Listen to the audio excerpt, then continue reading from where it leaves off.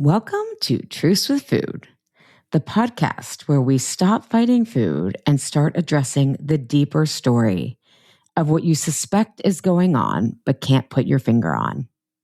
Because the focus on food is a waste of your precious time, resources, and life.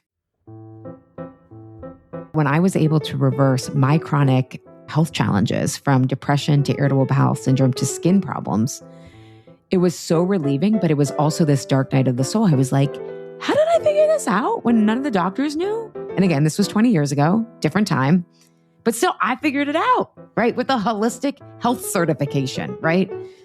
And it was like, oh my God, no one's in charge of the wheel. No one's in charge. I'm your host, Ali Shapiro, an integrated health expert with a 19-year proven track record of client success. I'm a 33-year and counting cancer survivor and creator of the research-based Truce with Food framework that came out of my own personal experience from recovering from cancer and yo-yo dieting. Because you name it, I had tried it. I also have a master's degree from the University of Pennsylvania. I'm affectionately called people's last best resort and a coach's coach as people come to me when they've tried everything and nothing's worked long-term. This show is where we quiet the noise so we can go deep to get you the results you deserve. This podcast is for informational purposes only and does not constitute personal, individual, or medical advice. Now on to the show. So the world is a lot right now, right? We know this globally. And because I have the absolute privilege of being privy to what goes on in my clients' personal lives, I know that personally, most of you are all going through it in one way or the other. It's really quite incredible what everyone is holding right now. Someone, a client of mine, shout out to Deb, recently reflected to me how much I was holding, and I got really teary.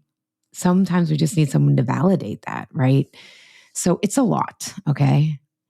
So first I want to say, if life is lifing all over you, this doesn't mean you are doing life wrong, okay? We have this weird belief in our culture today, in this age of you can bypass your discomfort in any way. We have this weird belief that if you're uncomfortable, you're doing something wrong. That if you're doing it right, it is all easy and fun. And yes, that is what living the dream and success feel like. Sometimes, but not all the time. So I just want to say, no, that is not true. If you are going through it, it's because you are alive. You are engaged with life, and life is messy. I am recording this on a day after one of my groups. These are clients who are in developmental stage 4.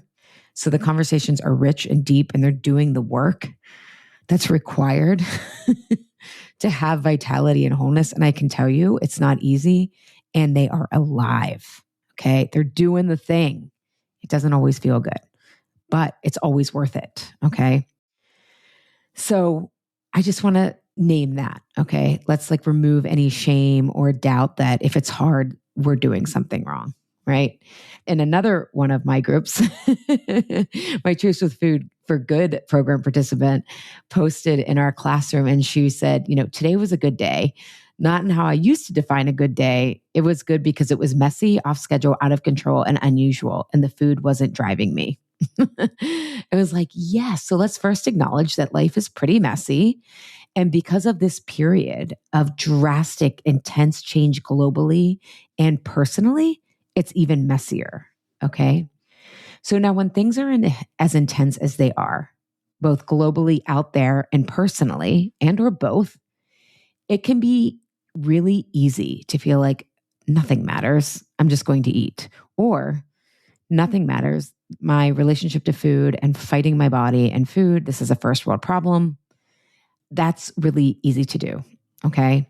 So today I want to walk you through how learning how to nourish your body and address your battle with food is actually what's required in this moment of personal and global transition. Okay. and how your personal battle with food and all that's going on out here globally, which we think of as politics, are actually deeply interconnected. In other words, my Truce with Food work is deeply political. And by political, I don't mean Republican, Democrat, Independent, or, Tories, Green Party. A lot of my clients are in Australia or the UK, right? Or Europe. I mean political as power. And we'll get more into that, especially related to weight further on in this episode. Or said another way, why does my relationship to food and my body even matter right now? So I'm going to go through all three levels of why addressing your food battle matters even more in these intense periods, physically, emotional, and on the soul level. So let's start with the physical, which is kind of, the easier one to address. And we can file this under what Kimberly Ann Johnson, who is a 2-time Truce with Food podcast guest and someone who I deeply respect, said that I couldn't agree with more. She said, we can't all collapse at the same time. Not those of us who want something better for our lives and the world we're leaving to our children and grandchildren, right? Nourishing ourselves ensures we're resourced to show up consistently with energy and stability. Every day, this feels like coming from a place of being replenished, resourced, and a place of generosity instead of reacting to everything, feeling like you're never doing enough, resentment and burnout. And it doesn't mean you have to be perfectly replenished, resource, and always feeling generous. But it means that tends to be the place that we're coming from more times than not. But if you are hungry, if you think you're doing it well because you're starving and overriding that, or you're consumed by overriding your cravings, or you're under eating, which a lot of you all are doing, you're not going to have the energy for your own life, let alone showing up with the values you want to see ripple out into the world. Everyone talks a good game about living your values. Guess what? It's hard, okay? It's a lot easier to go with the flow, okay? And at least I can speak to in America, not the American people, but our American overculture is not very healthy. So it is very difficult to be counterculture. So I'll give you some examples that my Truce with Food participants are navigating. And what I mean by you need energy and capacity and steadiness to show up with your values. So some of my Truce with Food clients, and this is actually more than a handful of them, are learning how to show up with their kids in a more inclusive way, okay? A few of my clients' kids have recently gotten neurodivergence diagnoses, from ADHD to dyslexia.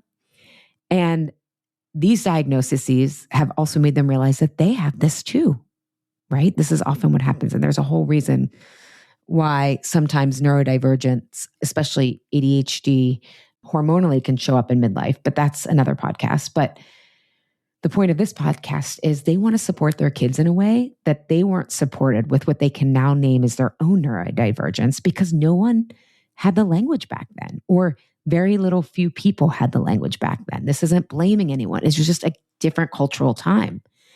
But now we have an opportunity to change things, right? What a difference our world will be in the future if all kids get the learning support they need.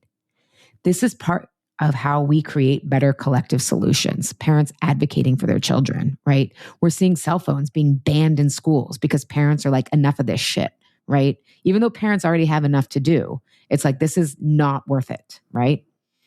Some of my Truce with Food participants are trying to caretake their aging parents in the way that fills in the gaps for the inadequate elder care systems we have, at least here in the States. And again, I have some clients who are in Canada, Bermuda. There's a lot of holes in those systems as well, right? These are the seeds that get planted that lead to better policy solutions tomorrow. Or maybe you're self-employed like me. We have a lot of practitioners and people who run their own businesses that listen to this.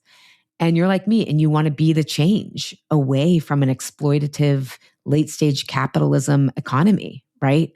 Guess what? It takes a lot more effort and energy and resources to run a business ethically than not. If you're actually building something that's lasting, sustainable, and generative, completely different animal than if you're just trying to race to the bottom, right? And Erin Holt and I talked about that on last week's episode. So if you're interested in that, you can check out that, and we'll link to that episode in the show notes. In other words, and she was talking about, and we were talking about if you're really offering hope instead of playing to people's fears, you got to play the long game, right? Or I was talking to my podcast producer, Stacy, about this episode. And she said her and her friends left so they can fight the government, right? It's like, yes, whatever it is, you need to be nourished for how you want to show up. Even if in this season of your life, all you have energy and bandwidth for is your immediate family, right? I get that. I am in a very intense caregiving season for my own family, and it's taking all I've got, right? And for right now, that's all I can do. Even though a couple of years ago, even with insomnia and having a newborn in a pandemic, I was able to do Vote Forward and work on getting out the vote, right? But this season is different, right? It's about flexibility. And more than anything, we need more people to get involved, not the same people doing more than their fair share. So being the change we want to see in the world isn't as easy as Gandhi's quote appears on the first read, right? Be the change. And by the way, there was a second part to that quote, which is a whole other podcast about be the change so you could ripple it out into the world, right? You have to learn how the change works personally before you can really understand how it works in different ways and different policy solutions. So Truce with Food work is about how do we physically nourish ourselves? How do we connect how we eat to satisfying our hunger, satisfying our craving, having good energy, sleep, right? How do we feel more powerful in our bodies, right? Now, we're not taught this, as most of us growing up only learn about how food is connected to calories and weight loss. So again, we think we're being good if we override our hunger. We think we're good if we're fighting cravings, not, whew, I am not feeling as powerful as I could, right? Having only this understanding robs you of so much energy, confidence, and rebelliousness when you can't connect it to feeling good, okay? Learning to connect how you eat to how your body works is revolutionary. It makes you feel confident and powerful in your body as you learn what agency you do have to feel good, right? What is it like that quote, like the way people stay in power is to convince you have none, right? It also plants the seeds of questioning that there's an authority outside of you who knows the right way, not just to eat, but to live, right? And for those of you who've been listening or following my work for a while, you know that when I was able to reverse my chronic health challenges from depression to irritable bowel syndrome to skin problems, it was so relieving, but it was also this dark night of the soul. I was like, how did I figure this out when none of the doctors knew? And again, this was 20 years ago, different time, but still I figured it out, right? With a holistic health certification, right? And it was like, oh my God, no one's in charge of the wheel. No one's in charge, right? Now, because we live in the world, an era of conspiracy theories and everybody wants to knock all experts as if they know nothing, right? That's not what I'm saying. There's a difference between expertise versus authority, okay? Expertise is here's what could work and does work for some people and not all the time versus authority says here's what works, right? So this is about learning to nourish ourselves, not more restriction. It doesn't mean you can't want to lose weight or change your body composition. And it means you have to connect it to feeling better day to day in your life, feeling more powerful in your day to day life. Okay. And if you're interested in this, my Truce with Food Foundations course, Freedom from Cravings, helps with this, right? Helps you connect how you eat at one meal to how you feel for the next 3 to 5 hours. And you learn what foods work for you. So that's the physical level of all of this. Now, you could listen to this and think, yeah, that makes sense. Totally get it. But emotionally, I'm just not there, right? And here's how this shows up on the surface when we're not emotionally on board. I shouldn't need help with this after all I've tried. Some of my clients are like, I'm how many years old? 50 years old, 45, and I still don't know how to eat for my body or why I'm turning to food. But no one teaches us this, right? The powers that be benefit from us spinning our wheels. Or I'm taking away from my family if I invest in myself.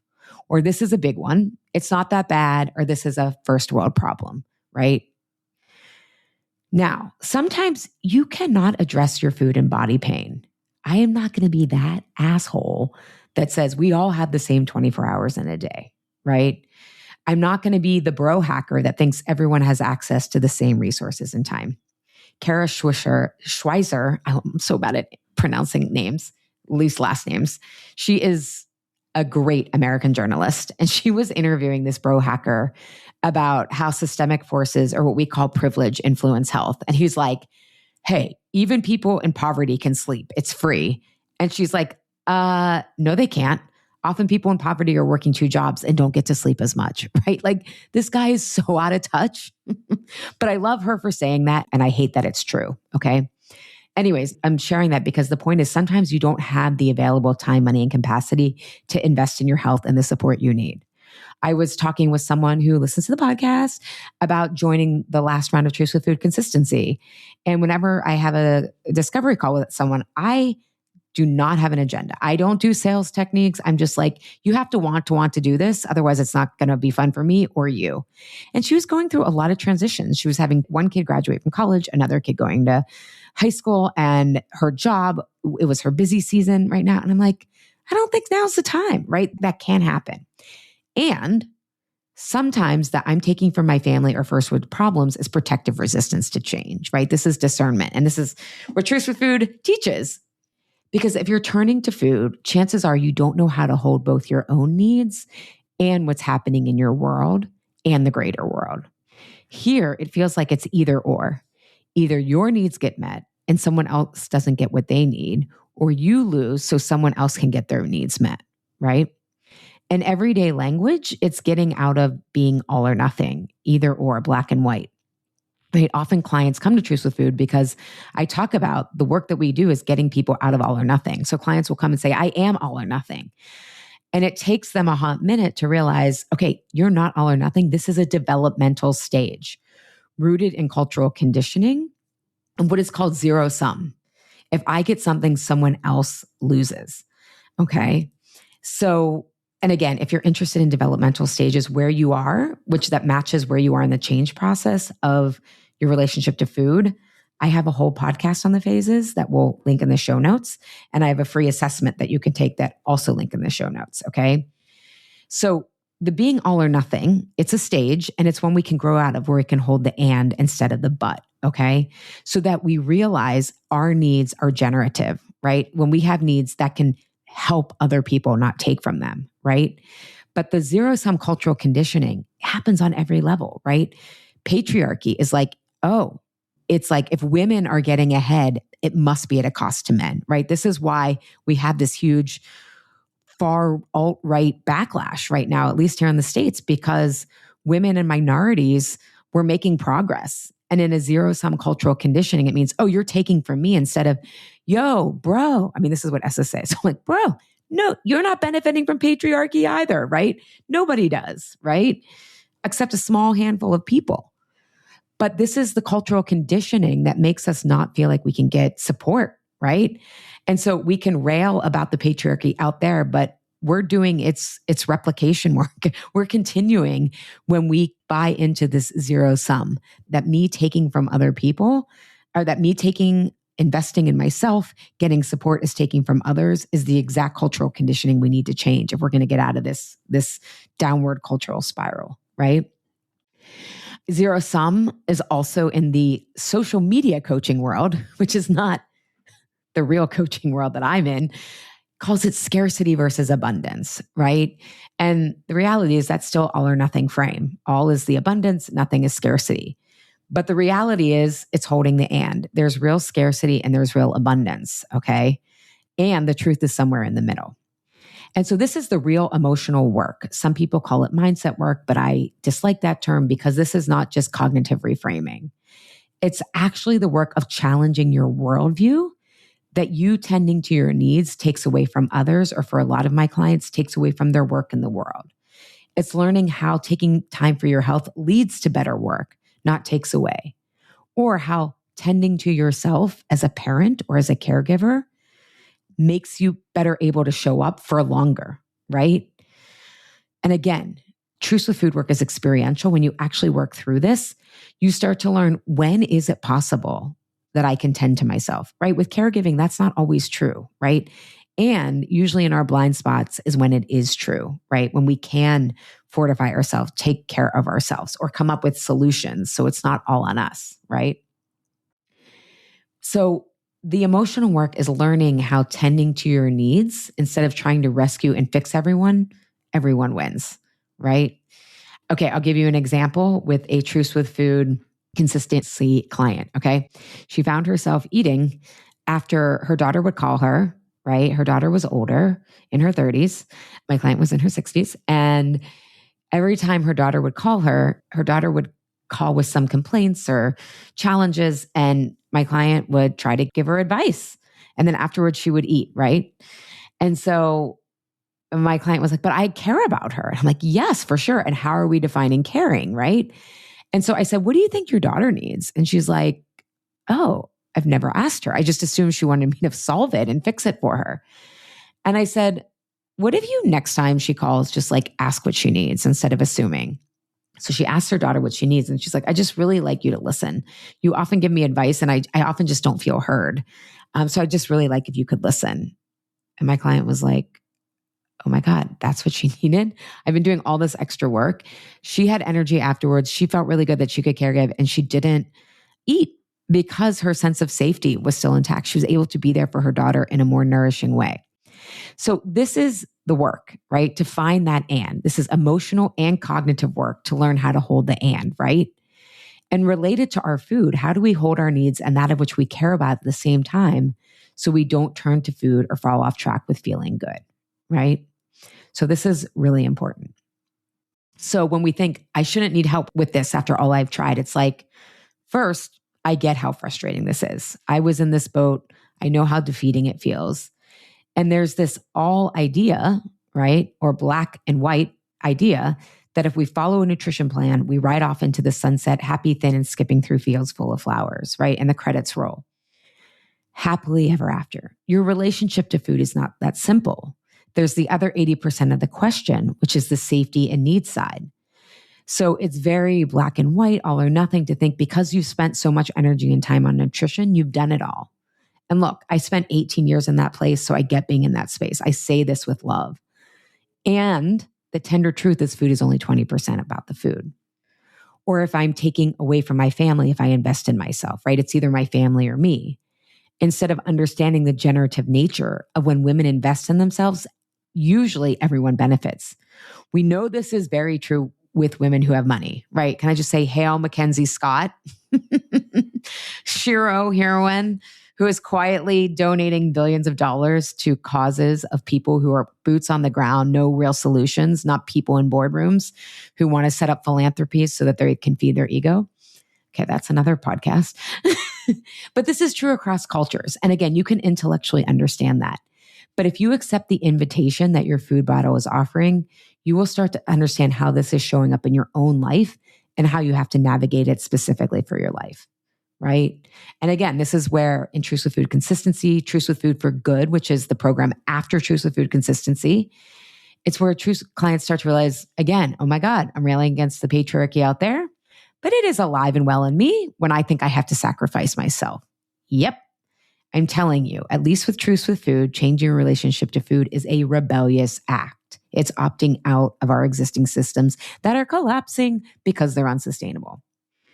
And this dovetails with, it's not that bad. This is a first world problem, right? Doing patriarchy's work by dismissing and minimizing your needs. And capitalism works by thinking money and having a bunch of stuff means we have it all, that we are the first world, right? Instead of realizing the cost of prioritizing work above all else, including time for community, cooking a slower life, right? And the machine keeps going on. So this is the stuff you really have to unpack. It's kind of fun because it's really freeing, but you got to slow down to do this work. And what's interesting about guilt for needing support is guilt isn't actually an emotion. No. We feel guilt when we perceive we're violating a moral code. So it's healthy to feel guilty so that you don't steal, cheat, or harm others, right? But when you feel guilty for having a cookie or overeating, you most deeply feel guilty for not restricting yourself and your hunger, literal and metaphorical. Guilty for not working out, most deeply, this is guilt for not always being productive in a capitalist society that says your worth is rooted in more productivity, not rest. I could go on, but as you can see, the real work of our time, especially as women and marginalized folks, and maybe you're both, your needs matter. Your capacity matters. Your leadership matters. These are the people who we need to say, I'm putting my hand up and I'm leading in a new way where the leader doesn't get burnt out. And we have to be the change we want to see in the world by advocating that for ourselves and each other. Also want to note, I'm not dismissing that policy matters at the government level. That's a whole other podcast, how policy shapes values. And change also happens from the ground up. It's not either or, okay? So if you're like me, I care deeply about social issues and I'm not an activist, right? I can do activism, but my work in the world is what I'm doing with Truce with Food. Doesn't mean I don't call my representatives. Doesn't mean I try to get out the vote. It doesn't mean I do work for the Affordable Care Act. But all of that work comes out of my own experience and what I have to offer, right? It's not either or. So I want to say change happens from the ground up, right? And it's like, again, holding the and. Erin and I talked about this in last week's Truce with Food podcast, how physiology and psychology are in a constant feedback loop, right? Life is about holding the and more than being in an all or nothing mindset, right? So you're probably already holding the and somewhere, right? I was just talking with an old friend who she was posting how she's at the end of her breastfeeding journey and how she's so grateful for it. And it's been really hard because she works full time. She has 2 kids and she's about to turn 40, right? Things hit differently at 40. And I wrote her and I said, it's wonderful. You're so grateful. Like, I get that. And it's also hard. And I said, isn't parenting just about like learning to hold the and, right? You're so grateful for it. And there's hard times, right? There's joy in kids growing up and there's grief, right? And that's same with caregiving, even with our pets, right? It's like, how can I hold it? That is what maturing is. That's what building capacity is about. And this also includes that Billy Joel was freaking right. Turns out we didn't start the fire. The world has always been burning since the world's been turning.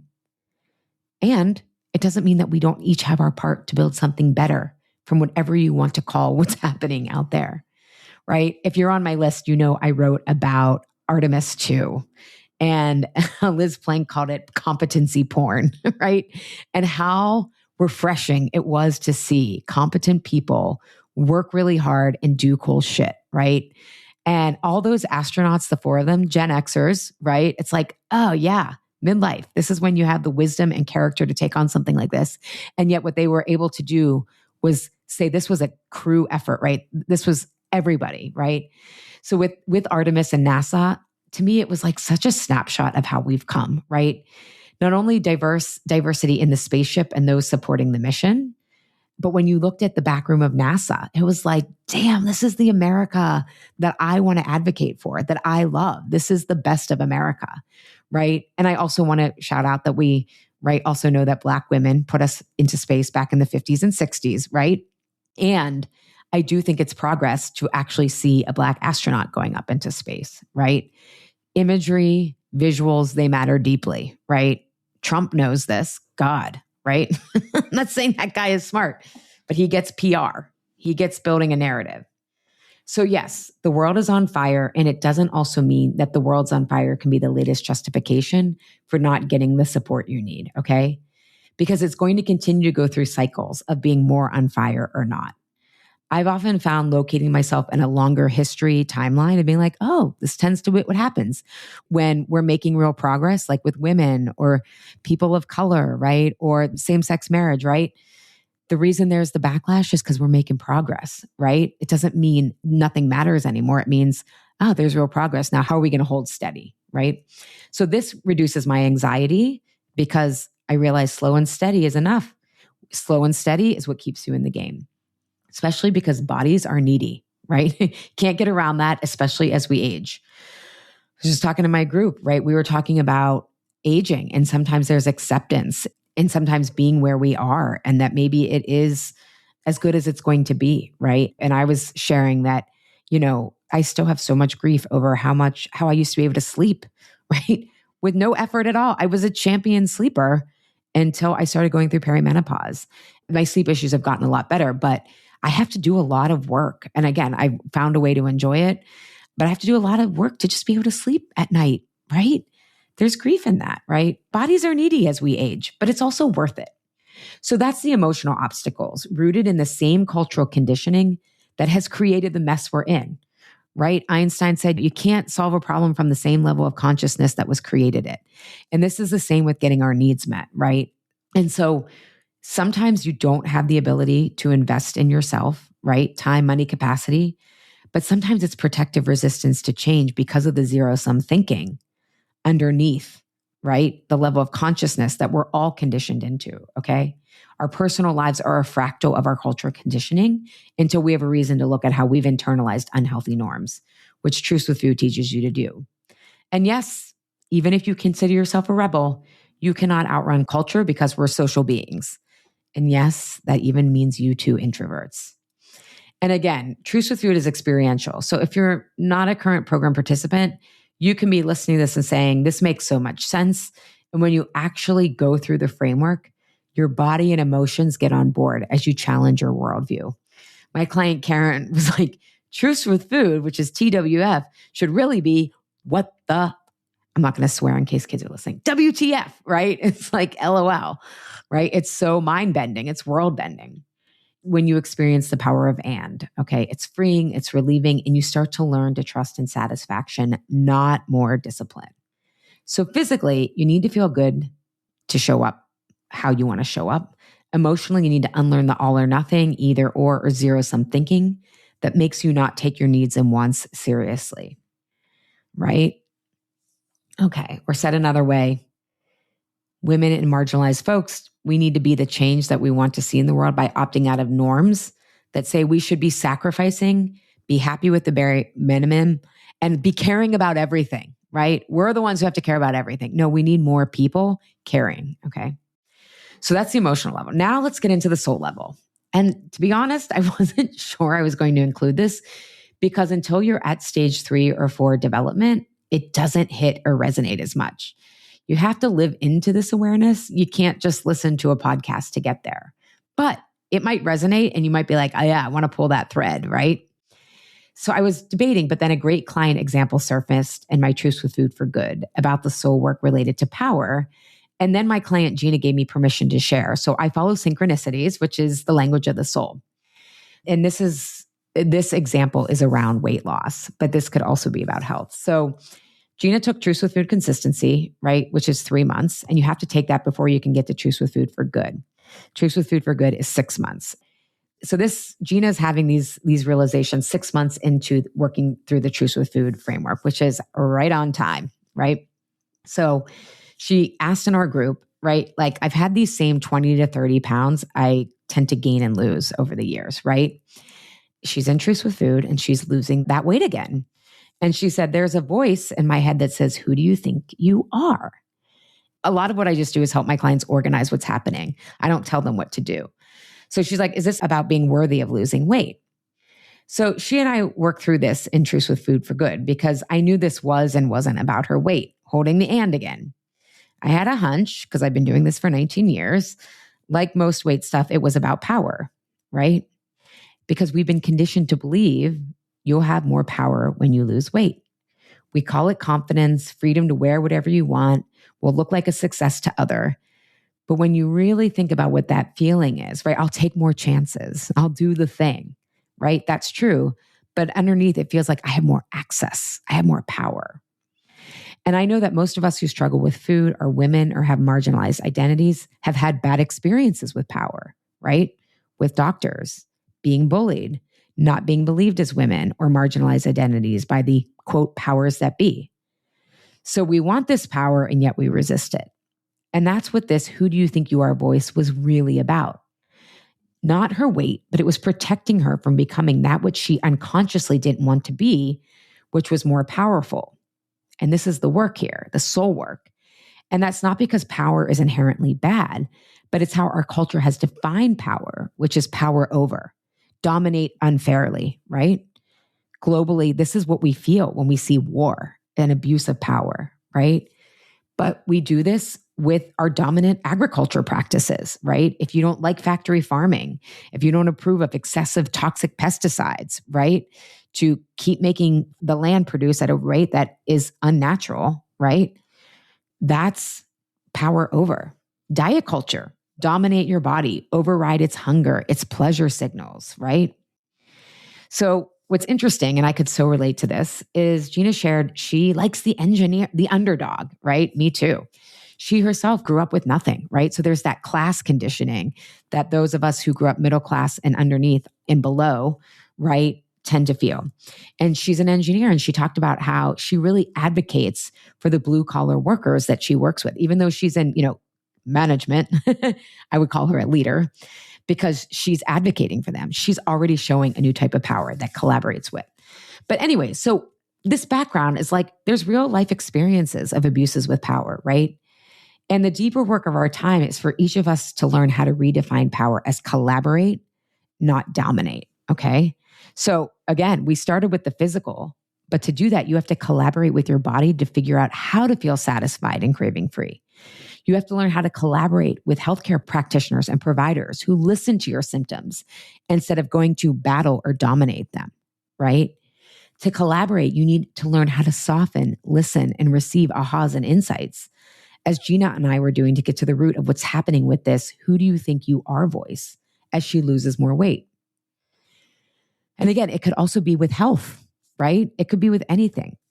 This collaboration for us personally and globally involves valuing the feminine or yin archetype. And I like using the word yin because if you aren't familiar with these terms, people confuse it with gender, right? But it's not rooted in gender or sex, okay? Those are also two different things. Let's call it the yang and the yin. I know I have a lot of yogis out there who get that. Or if you're in more spiritual circles, masculine and feminine, right? But the soul is rooted in archetypes. It's rooted in polarities. So the yin archetype is about cycles, caregiving, earth, and bodies, right? So really addressing stubborn food and weight issues are about valuing what we associate with the yin archetype. You have to actually go on a heroine's journey, okay? And this is what my master's thesis is all about. Food and body issues are about integrating the yin or feminine into your life. And that's where you feel deep satisfaction and you feel a kind of power that doesn't come from dominating. It comes from creating with life, with your body, right? Dr. Marion Woodman, who I just did a year of learning her work more deeply, she herself had anorexia and worked through it using, the yin or depth psychology archetype, soul work. And she really believed, and I'm paraphrasing her, but the feminine, we suppress the feminine, but it's going to come in, right? You can restrict, but then you're going to binge, but then it comes in unhealthy ways. But anyways, that's a whole other podcast. But she said the feminine is coming in through the back door with eating disorders. That was what her hunch was. I feel like the feminine's trying to come in the back door with eating disorders or disordered eating. So if you hear those qualities initially that I mentioned of the yin, most people feel repulsed initially because we're conditioned to devalue this, right? You have to learn the value personally so we can offer better solutions politically or embody this for yourself because your ideas shift when you do, okay? So at a deep level, when it comes to weight loss or health, it's really about redefining power as power with the people, not over the people, power with our bodies, not power over our bodies, right? Power with our emotions, not power through our emotions, right? It's about not powering through anymore. It doesn't mean, which paradoxically gives you more power because we're holding the end, right? And I was saying to Gina, you're already redefining power as your collaborator. You're truly leading in a new way when you're getting input from workers instead of the boardroom knows best, that top-down hierarchy, right? And who does she think she is if her losing weight doesn't mean she has to become more distant from what she cares about, but rather it brings her closer because she's embracing a new kind of power, right? And that's why really, my clients are the best of humanity. They are the people who they're already doing this bridging work to a new world, right? What's it called? The transition team. And now we're just turning up more of what they're doing and having them understand what's happening so that they can do more of it and feel more powerful and take care of themselves in the process, right? When you start to realize how to hold the and on the soul level, the third way appears, right? We call it option C in Truce with Food. And of course, there's gray area choices, creative solutions emotionally. But if you take the second program, right, Truce with Food for Good, and again, you have to take Truce with Food consistency because you're moving on developmentally, you start to see how this extends just beyond the emotional, but to something deeply soulful, deeply meaningful, right? She was like, woo, this is deep. I'm like, it's the deepest. But that again is exactly what Truce with Food teaches. I can feel more alive and powerful when I really get my needs and longings. Like when I pay attention to my needs, pay attention to my longings, these matter. And I can do wonderful, powerful things with all I've learned in my own Truce with Food heroine's journey, especially now that I have so much more free time, energy, and mental space. And you develop the flexible thinking, which is creative thinking in the process. Food is just the invitation. But that went really deep. I might have scared some of you off. That's okay. That's why we start with 2 other programs before we get to that deeper level. But at that point, it's just like you're connecting dots and you're like, yes, yes, you're literally hungry for it. Metaphorically hungry. I'm sorry. You start to understand metaphor a lot more. So what can you actually do if you're like, yes, I see why it matters, why I matter, even if I don't feel that as much as I'd like, right? If you're willing to be curious, is not tending to my needs with my body pain and food discomfort, is that legit? I don't have the bandwidth. That's cool. We don't have to, I've said this in hundreds of podcasts. You don't have to always be working on yourself. In fact, that's a whole other podcast of how constantly trying to optimize for self-growth is a way to get out of what is. Not always, but sometimes. Oh my God, I go on so many tangents. And sometimes it's protective resistance to change because of this zero-sum thinking that we've been conditioned to believe, okay? So if you're thinking, all right, I want to take a next step, the next step is the quiz, okay? Take the food stage assessment at trucewithfood.com/find-your-food-stage, okay?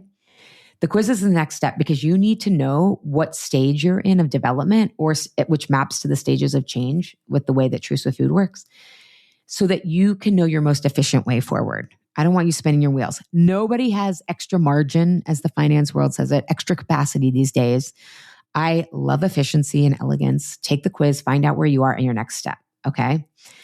And don't worry, if that soul part kind of scared you, I mean, a lot of my clients are already on a spiritual journey. You know, they're on that path. But even so, most people can't just dive right into the deep end, nor might you want to. But be willing to be curious and take the food stage assessment so you can know where you are in your next step forward, okay? Well, that was fun for me. I know it's a lot. Take time to slowly digest and metabolize it. And I will connect with you on the next Truce with Food podcast.